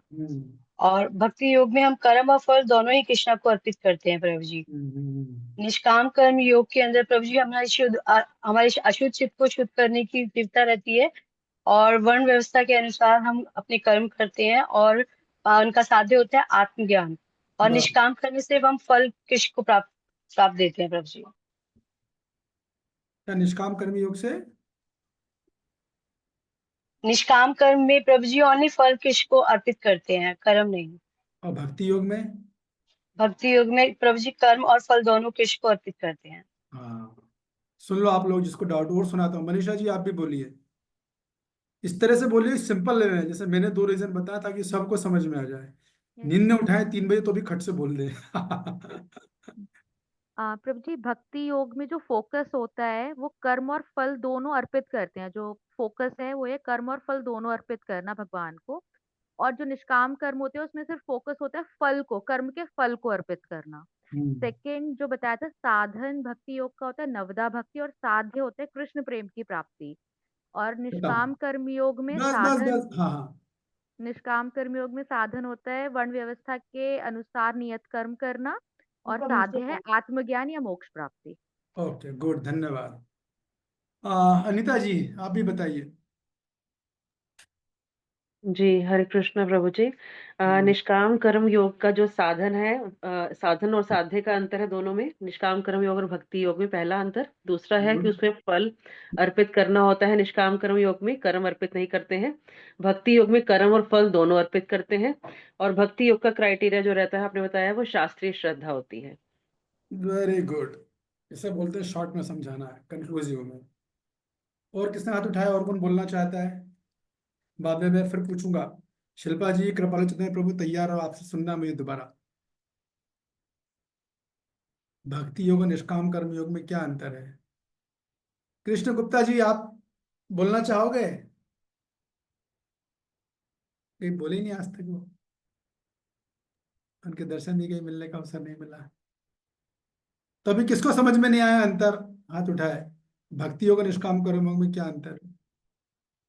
अरे बोलिए शैलजा जी। हरे कृष्ण प्रभु जी। प्रभु जी जी भक्ति योग में हम कर्म और फल दोनों भगवान को अर्पित करते हैं, और निष्काम कर्म योग में हम सिर्फ कर्म नहीं करते हैं, उसके सिर्फ फल को भगवान को अर्पित करते हैं। और दूसरा अंतर ये है कि भक्ति योग में का जो साधन है वो नवदा भक्ति होता है, और साध्य कृष्ण प्रेम होता है। और निष्काम कर्म योग में साधन होता है वर्ण व्यवस्था के अनुसार नियत कर्म करना, और साध्य होता है आत्मज्ञान। याद हो गया प्रभु जी? बिल्कुल सही जवाब। ये आपको अगर पता है तो आप ये गीता आपके रहस्य को समझ पाओगे। और जहां भी आप यहाँ वहाँ घूमे, सेवा पसंदता, यहाँ वहाँ कहाँ कहाँ गए जो आपने तब से सुन रखा है, तो आप फिर कंफ्यूज रहोगे, आपको क्लैरिटी नहीं आ पाएगी। इसलिए पहले उसको पकड़ लो अच्छे से, ये फाउंडेशन है। इसके बाद फिर जब भक्ति योग की बात करेंगे तब सेवा प्रसन्नता की बात आएगी। हाँ, तभी हम तुलना कर रहे हैं दोनों की, है ना, इस तरीके से। शिल्पा जी अब बताइए, अब समझ में आया?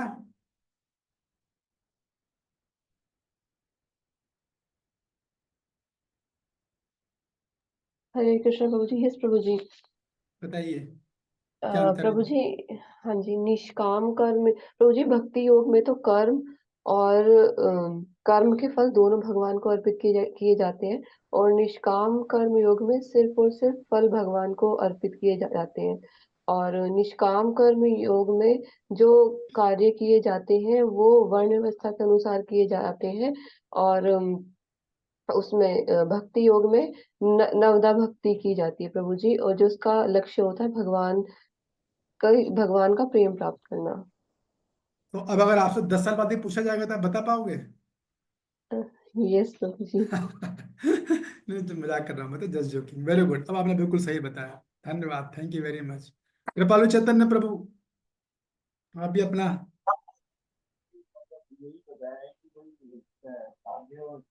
आवाज नहीं आ रही, आवाज बहुत दबी हुई है, बिल्कुल आवाज नहीं आ रही।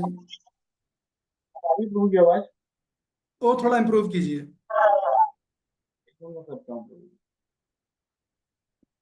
हरे कृष्णा। हाँ, अभी आई आवाज। प्रभु जी, ये होता है कि साधन और साध्य का फर्क है। मतलब जो इसमें भक्ति योग में जो साधन है वो नवदा भक्ति है, और क्या कहते हैं जो लक्ष्य है वो कृष्ण प्रेम पाना है, गोलोक धाम जाना है। और जो उसमें निष्काम कर्म में है वो वर्ण व्यवस्था के अनुसार हमें कर्म करना पड़ता है, नियत कर्म करना पड़ता है। और क्या कहते हैं लक्ष्य होता है हमारा उनका मतलब कि मोक्ष को प्राप्त करना। और इस वंडरफुल, वंडरफुल। और हाँ बस, हाँ और बोलिए। और क्या कहते हैं इसमें जो है हमें जो अपना कर्म होता है वो अपना भक्ति योग में हमें जो अपना कर्म है वो और फल दोनों भगवान की इच्छा के अनुसार करते हैं हम लोग, भगवान का मतलब जैसा भगवान चाहते हैं वैसा करने के लिए। और निष्काम कर्म में हम लोगों को अपना फल अर्पित करना होता है भगवान को, कर्म करने के बाद जो भी कुछ हमने लिया है। एक लाइन में कैसे बोलोगे आप? केवल एक लाइन में बोले दोनों उत्तर एक लाइन में बताए जाए तो मैं बताता हूँ। पहला अंतर है, निष्काम कर्म योग में केवल कर्म फल अर्पित किया था, कर्म नहीं। भक्ति योग में कर्म फल दोनों अर्पित किए जाते हैं। दूसरा अंतर है, आप इतना बोल दोगे, साधन और साध्य का अंतर है, खत्म। ठीक है ना, वेरी गुड। अब हमारा अगला प्रश्न कि क्यों भगवान ने निष्काम कर्म योग अर्जुन को सजेस्ट किया, तो ध्यान से सुनिए। देखिए, ज्ञान योग बहुत कठिन है। आप लोगों को याद होगा, अर्जुन ने बोला था पहले अध्याय में कि मैं संन्यास लेना चाहता हूँ, मेरे लिए संन्यास जाना अच्छा है, वन गमन करना चाहता हूँ। वन गमन मतलब क्या? संन्यास ले लो। तो भगवान अर्जुन को ये बोल रहे हैं, अर्जुन तुम ज्ञान योग के लायक नहीं हो अभी, क्योंकि चित्त अभी शुद्ध नहीं हुआ है, अभी अभी मन में इच्छाएं हैं।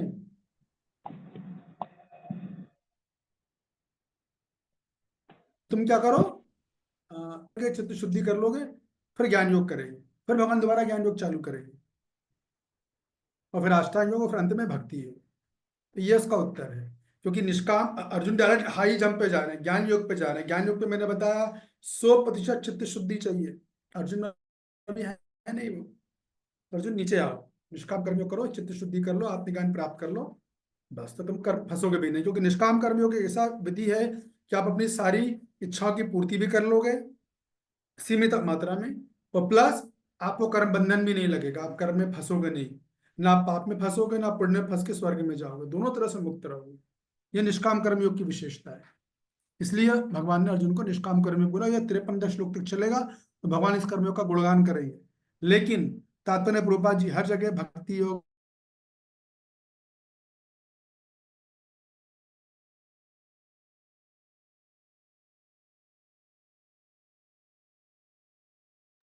प्रभु जी की आवाज मेरे को ही नहीं आ रही है, सबको नहीं आ रही? नहीं आ रहा है प्रभु जी, मैं मुझे निष्काम कर्म की थोड़ा सा बोलेंगे दुलाइन, लेकिन उनका फोकस बीच सेकंड में है। लिया गया था, ब्रेक हो गया। डिस्कनेक्ट हो गया था, फिर से एक बार बोल दीजिए। हाँ ठीक है, आप लोग म्यूट कीजिए। तो देखिए, भगवान अर्जुन को निष्काम कर्मयोग इसलिए बोल रहे हैं क्योंकि अर्जुन ने पहले ज्ञान योग की बात करी थी कि मेरे को वन में जाना है। तो भगवान ये कह रहे हैं अर्जुन अभी तुम ज्ञान योग की योग्य नहीं हो, क्योंकि मन में काम क्रोध लोग काफी चीजें हैं, अभी इच्छा है। तुम वहां चले भी गए तो तुम अब दूसरे मुनियों से लड़ बैठोगे। तो आप क्या करो, वापिस निष्काम कर्म योग करो। उससे तुम क्या करोगे, अपनी प्रवृत्ति को शुद्धि भी कर लोगे, संसार की इच्छा का भोग भी कर लोगे, और कर्म बंधन लगेगा भी नहीं, पाप पुण्य से मुक्त रहोगे। इसलिए भगवान नीचे ही कैटेगरी में लाए। तो भगवान अर्जुन को नहीं बोल रहे हैं, अर्जुन को तो बोलना ही नहीं है। भगवान अर्जुन तो सीधा भक्ति योग के कैंडिडेट है, वो तो नित्य सिद्ध है। भक्ति योग के माध्यम से दुनिया को समझा रहे हैं कि निष्काम कर्म और ज्ञान योग में क्या भेद होता है, हमको समझा रहे हैं। ठीक है, फिर भी कंफ्यूजन हो तो जहां वहीं रहना आप लोग। अगर समझ गए तो अच्छी बात है, नहीं तो धीरे धीरे आगे चलते चलते मैं बताता रहूंगा, आपको समझ में आता रहेगा। ठीक है, अब सुनिए एक बात, फिर मैं आगे चलूंगा। निष्काम कर्मयोग 3 तरह का होता है। निष्काम कर्मयोग 3 तरह का होता है। यदि निष्काम कर्मयोग का साधक अपना फल ब्रह्म को अर्पित करता है तो उसको बोलते हैं ब्रह्म अर्पित निष्काम कर्मयोग। तो ब्रह्मानंद में जाता है, ब्रह्मानंद के लिए प्रेरणा लेता है। यदि निष्काम कर्मयोग का साधक अपना फल परमात्मा को अर्पित करता है तो वो अष्टांग योग करेगा। और यदि निष्काम कर्मयोग का साधक भगवान को अर्पित करता है तो उसको बोलते हैं भगवत अर्पित निष्काम कर्म योग। और भगवान इसी योग की बात कर रहे हैं 38 से लेकर 53 तक में। तो सही उत्तर क्या है कि भगवान अर्जुन को भगवत अर्पित निष्काम कर्म योग बताएंगे। और यहीं पर सारा कंफ्यूजन है, लोग सोचते हैं भक्ति योग है, भक्ति योग बिल्कुल नहीं है। वो क्या अंतर है, दो बड़ा अंतर मैंने आपको बता दिए, सब बाकी भक्तों ने बता दिए। यदि भी किसी को डाउट हो रिकॉर्डिंग करके सुन लीजिएगा। ठीक है, ये बात है। हरे कृष्णा। प्रश्न किसी का है, कुछ समझ नहीं आया तो? प्रभु जी लास्ट वाला रिपीट कर दो, ये 3 टाइप्स ऑफ निष्काम कर्म योग। ब्रह्म अर्पित निष्काम कर्म योग,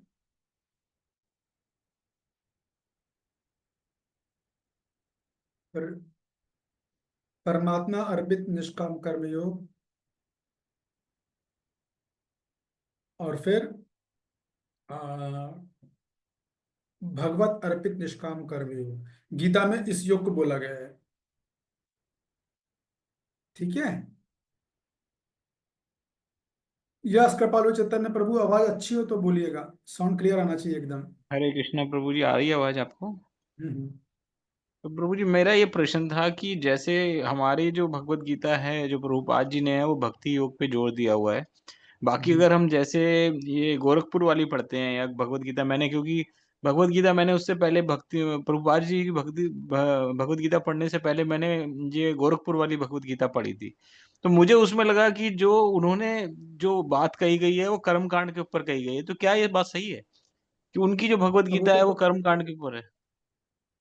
पता नहीं, वो तो पढ़ के देखना पड़ेगा, मैंने वो पढ़ी नहीं क्योंकि है। उसमें उन्होंने ऐसा कुछ कहा नहीं, जैसे प्रभुपाद जी बताते। प्रभुपाद जी का लक्ष्य ये था कि जो जैसा भगवान ने कहा है वो उन्होंने एज इट इज, का मतलब ये था कि भगवान ने जैसे कहा कि भाई तुम मेरी पूजा करो, मेरा ये ऐसे करो, उन्होंने वैसी ही सारी बात कही है जैसे एज इट इज आ रही है, जो ज्ञान आ रहा है। परंतु अगर हम जैसे हम गोरखपुर वाली भगवत गीता पढ़ते हैं ना, तो उसमें कुछ अलग ही है। मतलब उन्होंने तात्पर्य तो दिया ही नहीं है, उन्होंने तो श्लोक का सिर्फ एक उन्होंने वो कर दिया, उससे पहले कुछ कहानी लिखी हुई है या कुछ ऐसा है। तो वो तो ऐसा मतलब लगता ही नहीं कि उन्होंने भक्ति योग या उसमें कुछ ऐसा हम मिलता नहीं जो, क्योंकि मैंने उसको समझ नहीं आई। पहले मैंने उसको पढ़ा था, तकरीबन 7-8 बार पढ़ा मैंने, लेकिन मुझे समझ ही नहीं आ रही कि भाई क्या है क्या है। लेकिन प्रभुपाद जी की भगवत गीता मैंने अभी एक आपका बार प्रश्न पढ़ी। क्या है? मेरा मतलब ये है कि कुछ आप बता सकते हैं कि ये उसमें डिफरेंस है कि मतलब भगवत गीता जो जो तात्पर्य देने वाला है, जो टीका करने वाला है, तो वो मतलब उसके उसके आधार पे अपने अपने आधार पे उसका मतलब वो बता सकता है, दे सकता है क्या, मतलब टीका कर सकता है। जैसे वो कोई कर्म कांड पे कर रहा है उसकी टीका, और कोई प्रभुपाद जी जो है वो भक्ति योग पे कर रहे हैं। अच्छा, तो आपका प्रश्न इस तरह से है कि टीकाकार जो है वो भगवान जो बोल रहे हैं उसके अलावा अलग से भी टीका कर सकता है, ये प्रश्न पूछ रहे हो आप क्या? हाँ हाँ हाँ, ये मैं पूछ रहा हूँ। हाँ, गुड, अब म्यूट कर लीजिए। बहुत अच्छा प्रश्न है, बहुत सुंदर प्रश्न है। तो यस ऑफ कोर्स, टीका में साधारणतः यही होता है कि टीकाकार जो है जो भगवान बोलते हैं वही बोलते हैं। चाहे बलदेव विद्याभूषण हो, चाहे विश्वनाथ चक्रवर्ती पाद हो, या गीता प्रेस वाले हो, गीता प्रेस की गीता प्रेस मैंने गीता पूरी तो नहीं पढ़ी, काफी कुछ देखा हुआ है। तो उन्होंने वही टीका लिखी है जो भगवान ने जिस श्लोक में जो बोला है। जहाँ भगवान ने सकाम कर्म योग बोला है तो उन्होंने भी सकाम कर्म योग बोला है। जहाँ भगवान ने निष्काम कर्म योग बोला तो उन्होंने भी निष्काम कर्म योग बोला है। जहाँ भगवान ने भक्ति योग बोला वहाँ उन्होंने भी भक्ति योग बोला है। केवल प्रभुपाद जी ने ही ये अपनी एक करुणा का प्रदर्शन किया है। ये प्रभुपाद जी की विशेषता, प्रभुपाद जी ने भगवान कुछ भी बोले, प्रभुपाद जी ने सब जगह भक्ति योग डाला है। इवन यहाँ तक कि प्रभुपाद जी ने कई जगह अनुवाद तक चेंज किए।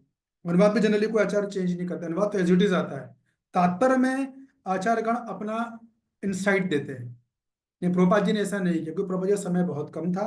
तो प्रभुपाद जी चाहते थे कि जो श्लोक है ना भागवतम का, प्राण अल्पायुष्य कलो अस्मिन् युगे जन, लोग वैसी मंद बुद्धि के हैं, पढ़ने में किसी को रुचि है नहीं, एक बार पढ़ेगा दोबारा कभी जिंदगी में खोलेगा नहीं, इसको पहला पेज पढ़ के समझ जाए कि मुझे भक्ति करनी। तो ये यूनिकनेस केवल प्रभुपाद जी की है, और इसी वजह से मूवमेंट तरफ फैल गई, ये तो फैल नहीं पाती। तो ये विशेषता प्रभुपाद जी की, और प्रभुपाद जी जो कि करंट आचार्य है, कृष्णा से एम्पावर्ड थे, कृष्णा से अनुमति थी उनको, इसलिए प्रभुपाद जी ने किया, विशेष अनुमति थी कृष्णा से उनको। प्रभुपाद जी ने, कृष्णा ने बोला था प्रभुपाद जी कि तुम जाओ और भगवत भक्ति का प्रचार करो, बस खत्म। बाकी तो डिटेल हो गई सारी। ठीक है, ठीक है प्रभु जी, ठीक है। ओके, यस राकेश प्रभु। प्रभु जी इसी से संबंधित मैं प्रभु जी का ही जवाब देना चाहता था। उसमें भी ना बहुत सारे गीताएं हैं प्रभु जी, और अलग अलग स्तर की हैं। जैसा प्रभु जी ने चर्चा की ना, तो प्रभु जी को अगर भक्ति वाली समझ में चाहिए तो वो साधक संजीवनी जो राम सुखदास जी के महाराज के अनुसार लिखी हुई है, उसमें भी सेम चीज लिखा हुआ है। और प्रभुपाद का जो भक्ति, जो हम लोग भगवत गीता पढ़ रहे हैं, तो इसके आप बेहतर बता सकते हैं कि प्रभु जी इसमें जो मूल उद्देश्य है वो कृष्ण को भगवान मानना और अपना संबंध ज्ञान जानकर भगवान की भक्ति में लगना, हाँ, यही वो आप दोनों में सही कोई कह रहे हो, फर्क लेकिन नहीं असल है। में राकेश भाई उनका प्रश्न ये था कि आचार्य लोगों को क्या जो भगवान कह रहे हैं उसकी टीका अलग से दे सकते हैं कि, ये उनका प्रश्न था। जी जी जी उनका प्रश्न ये था, तो वो उसका मैंने उत्तर दिया कि हाँ प्रभुपाद जी कर सकते हैं बस, और किसी पूर्ववर्ती आचार्य ने नहीं किया है। और प्रभुपाद जी ने, जी क्योंकि प्रभुपाद जी को कृष्ण ने स्पेशल अनुमति दी थी। और जो आपका प्रश्न था राकेश प्रभु की, क्या ज्ञान योगी का निष्काम कर्मयोग का एग्जाम्पल मुझे याद आ गया, वो है राजा जनक। राजा जी जनक ने निष्काम कर्म योग किया था। जी प्रभु जी, बहुत बहुत इसके धन्यवाद बाद प्रभु जी। इसके बाद फिर उन्हें भक्ति की थी बाद में। जी अच्छा हाँ, एक चीज और बता दूं मैं आप लोगों को, चलो अभी टॉपिक छड़ गया है तो बता देता हूँ। देखिए, सब लोगों की, साढ़ता लोगों की ये समझावट है। योगा सीढ़ी का मतलब है कि पहले जो है आप निष्काम कर्म योग करो, निष्काम कर्म योग करने के बाद फिर आप ज्ञान योग करोगे, ज्ञान योग कर्म करने के बाद फिर आप अष्टांग योग करोगे, फिर भक्ति करोगे। कितने लोग इस बात को मानते हैं कि ऐसा है?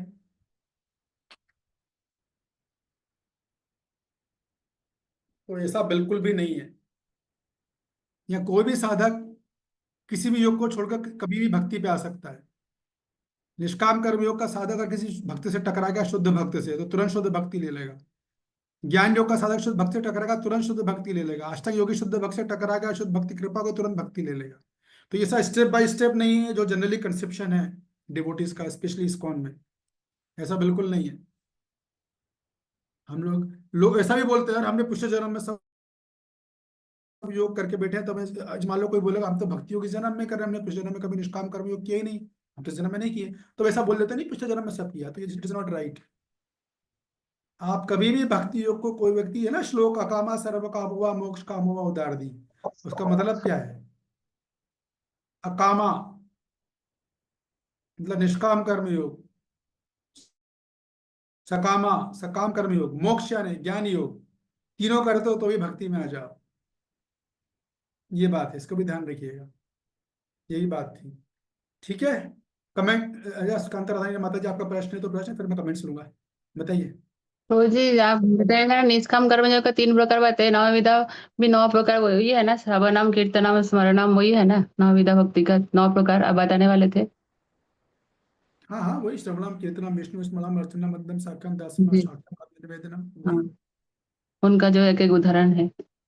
हाँ हाँ, जी वो सबके अपने उदाहरण है वो तो, लेकिन अभी हम नवधा जी भक्ति की बात कर रहे हैं, तो नवधा जी जी भक्ति 9 जी तरह के होंगे, भक्ति के 9। ठीक है, जी जी यश शिवानी जी, कमेंट्स आपका।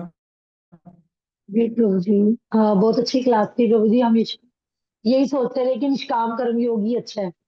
मतलब अब तक यही सोच रहे थे कि हम निष्काम कर्म योग ही कर रहे हैं, जैसे सारे फल को उल्टे उल्टे कर रहे हैं। तो आज पता लगा कि नहीं, निष्काम कर्म योग और भक्ति योग में क्या फर्क है। तभी आज मैं पता लगा। तो हमेशा देखिए यही लगता था कि निष्काम कर्म योग ही ठीक है।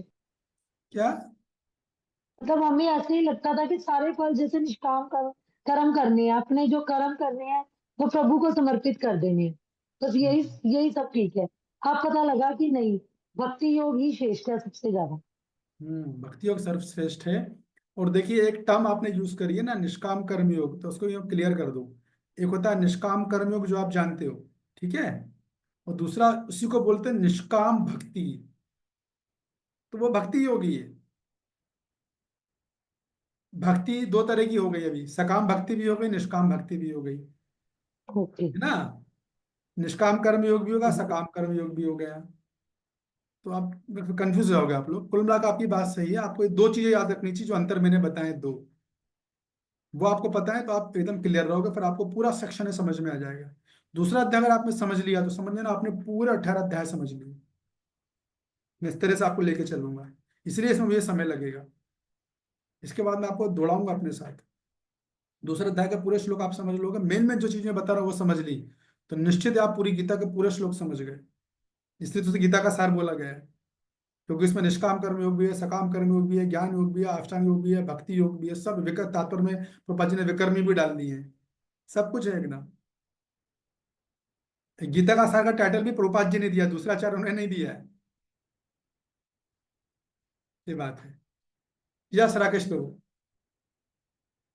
प्रभु जी सबसे पहले तो मैं श्रील प्रभुपाद का धन्यवाद करना चाहूंगा। प्रभु जी उनका आभार है और हम लोग ऋणी हैं कि उन्होंने बात क्यों लिखा, इस प्रश्न का उत्तर मिल गया प्रभु जी आपके माध्यम से। उन्होंने यही बताया कि हमें सिर्फ भक्ति ही करनी है और भक्ति ही सर्वोच्च है। और प्रभु जी आपने और स्पष्ट कर दिया कि हमें किसी भी स्तर पे हमें निम्न से लेकर उच्चतम की तरफ नहीं जानी है। भक्ति योग ऐसा है जो हम कभी भी कहीं से भी अपना सकते हैं, और आपने उस अंतर को भी स्पष्ट कर दिया प्रभु जी। नहीं तो अंततः लोग फंस जाते हैं इन चक्रों में कि हम कर्म योग करें, निष्काम कर्म योग करें, ज्ञान योग की तरफ जाएं या अष्टांग योग की तरफ जाएं, तब हम कहीं से वो ऐसा कोई मिलता है जो बताता है कि नहीं भक्ति सर्वश्रेष्ठ है, भक्ति करनी चाहिए। प्रभु जी तो आप दोनों का ही बहुत बहुत हार्दिक आभार प्रभु जी। प्रभुपाद ने हम लोग को सीधे भक्ति दी और सबको भक्ति का पात्र बनाया और बनने की प्रेरणा दी प्रभु जी, और आपने उस अंतर को स्पष्ट कर दिया प्रभु जी। हरे कृष्ण। Thank you. रुक्मणी कृष्ण वल्लभी माता जी की कर बे। हरे कृष्णा प्रभु जी, प्रणाम। प्रणाम।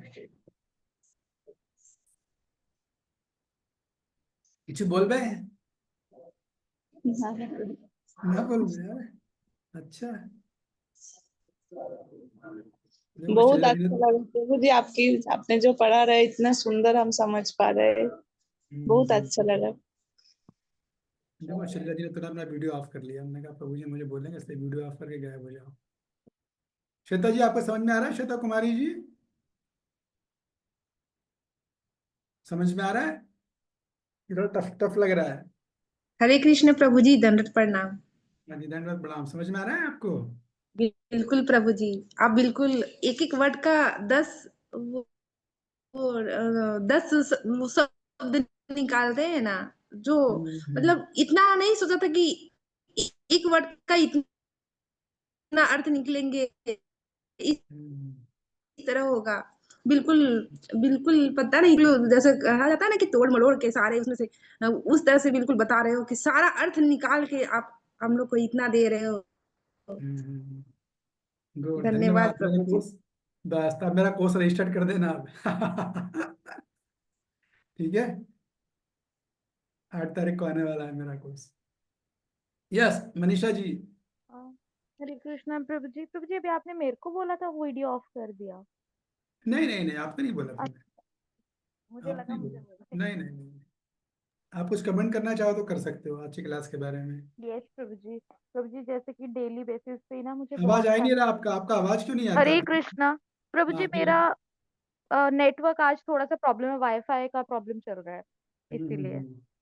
आज की क्लास वाज अमेजिंग, डेली की क्लासेस भी अमेजिंग होती हैं और मुझे तो बहुत कुछ नया सीखने को मिला। जैसे भी माता जी ऑलरेडी बता रहे थे ना, भक्ति योग और निष्काम कर्म योग का जो मेन डिफरेंस है, वैसे तो हम लोग जैसे प्रभुपाद के फिर आपकी आवाज दब गई। प्रभु जी अब आ रही है? हाँ भी आई। देखो आपका आपका आपका वो हेडफोन लिए हो क्या?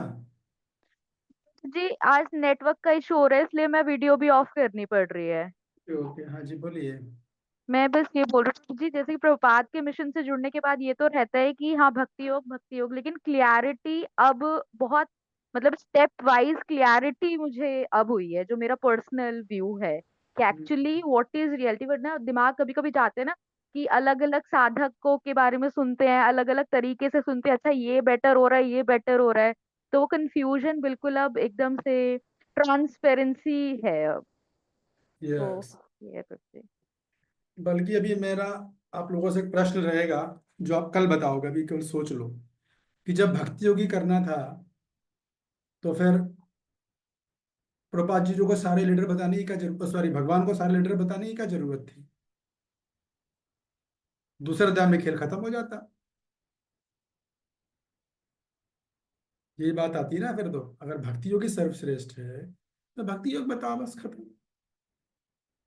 बाकी बताने की आवश्यकता नहीं, क्योंकि करना ही नहीं है वो। तो फिर हमें फिर पढ़ने की क्या जरूरत है, समझने की क्यों जरूरत है? फिर भगवान ने 700 श्लोक बोले कि कष्ट क्यों उठाया?